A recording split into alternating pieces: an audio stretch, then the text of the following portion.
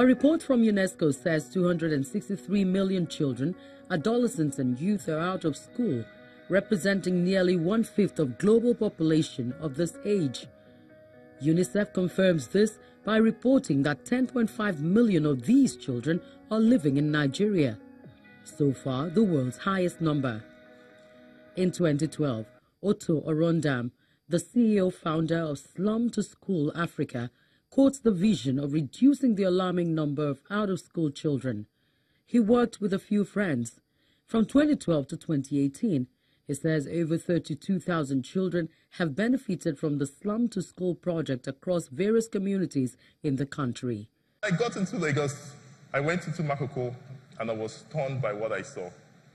I could see children who were not in school, I could see children who were just sitting at home, who were playing in the mud, and I told myself, this could be me. I'm working in a bank, earning a good pay, but these children would never have that opportunity.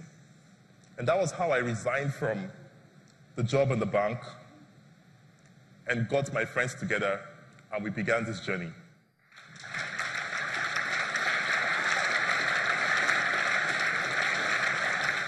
The first issue I encountered, children who were not in school. But as I got deeper into the education sector, I realized that our problem is not just the children who are not in school, but the children who are in school but are not learning. Because their teachers are not educated. Because what we are teaching the children are outdated, irrelevant subjects and courses. You know, I speak with these children every other day, and they tell me, we do not like school. If you go online, if you have a phone, just Google school is, and see the first thing that comes up. You say school is a waste of time. You know, we confuse schooling for education. And we've developed a system which was designed for the industrial age. You know, to get mass production, get workers who would come out. But our parents told us, go to school, work hard, study, so you come out and do what? Get a job. But today, there are no jobs. The narrative needs to change. And our school system is being designed without taking into cognizance the skills, the potentials of every individual child. You know, we have a system that is designed for everyone. So you bring 100 children or 50 children, put them in a class, and give them the same thing. So these children are being taught to memorize and just to pass exams. Schools are not teaching children to think or how to think. They are teaching them what to think. So you have children who are going to school but come out as robots. And today, robots are going to take over all the jobs. If you're aware of what's going on in the technology ecosystem, you see that the future of jobs will change. And if children are not prepared for the future, we're going to have a huge crisis. Today, we have huge rates of unemployment. We have huge rates of underemployment. But we are not preparing to mitigate the huge crisis that's going to come ahead. Orondam is at the platform with about 50 of the children his project has impacted positively. You know, and so I'm going to just show a few examples of some of our kids whose lives can be changed. And these are just examples of few kids that reflect the larger spectrum of children across the continent and across this nation. This is Solomon. Didn't go to school until we met him in 2012. In 2013, he had never, ever stepped his foot outside his community. And we went for a swimming competition with children from Corona, Lagos Pt.3. Just name it. He comes from Makoko.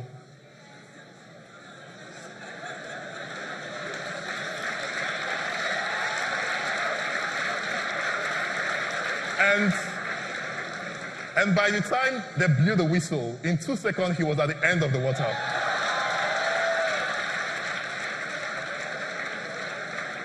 The other kids were still trying to find their food. But guess what? He was not on his lane. He came out on the last lane.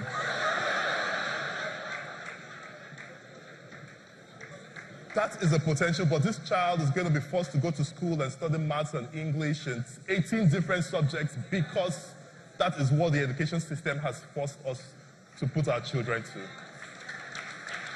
That is Tiziano. She's over there as well. They're all there. At the age of 3, she started paddling the canoe, going to fetch water, at the age of 3. And all of them almost go through those same experiences, from Makoko to Sogoro to Epe to Takwa Bay. Across these countries, we have children who are filled with lots of amazing potentials, but they are limited by our educational system. She can be a professional kayaker, winning gold medalists at the Olympics for us.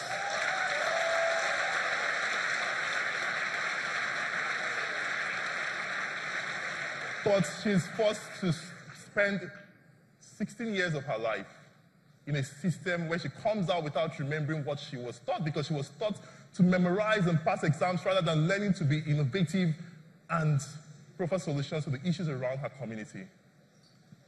Amazing children. You can even see someone we say she's blown. Sharon. She's on CNN. Most of you would have seen Abisoye's video, the girls coding. Sharon is one of our pioneer beneficiaries, 2012. And amazingly, she's a very bright girl, very bright. In fact, she passed all her papers, had over 12 A's in her junior WAEC.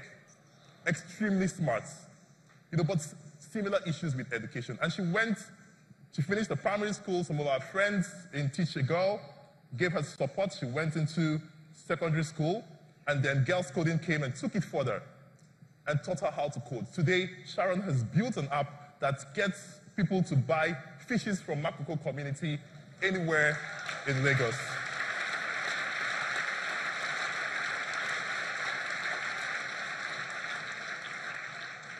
And I think you all need to patronize her. In fact, I was speaking to a BCA the other day and asking her when the voting will start so that we can push it and ensure that that money comes to Nigeria. The first time a CNN hero is being nominated from Nigeria. I think they deserve a round of applause.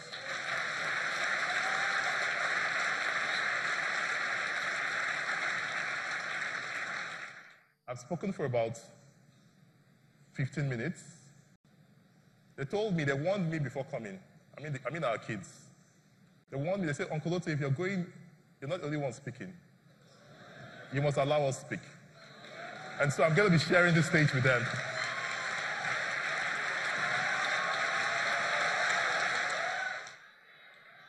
The children spice up the program, recounting their journey to their benefit. Good day, ladies and gentlemen. My name is Susa Charles. I'm 13 years old. I'm one of the beneficiaries of Slum to School. I was not opportune to start school early because most people in my community don't appreciate education. I was in the community, not going to school, helping my parents. There was a fateful day that I met some volunteers of Slum to School, and they promised to enroll and support me in school. Since then, I've been able to do so many great things. This is one of the great things, standing in front of the new tribe of Africans. I'm very happy and excited to be here.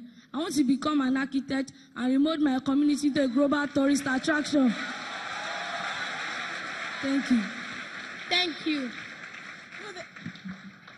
We all believe every child is a treasure and they need a world-class education. Am I right? Yes. So we need to stand up for them to provide this education they need, because every child has the right to be educated. Thank you. I'm just 12 years old, and I figured out I have different great potentials. I want to become a pilot so that I can, when Charleston is community into a tourist attraction, I would bring people with my aeroplane to see what we... For every tractor that is going to be utilized on a farm, it would require a mechanic. With other Nigerians doing great things in the world of agriculture, rural healthcare, social innovation, broadcast, among others, there's indeed no doubt that Nigeria has the power to drive its own development and growth. appreciate them for not just their time today, but also for the great work they are doing in the communities around us.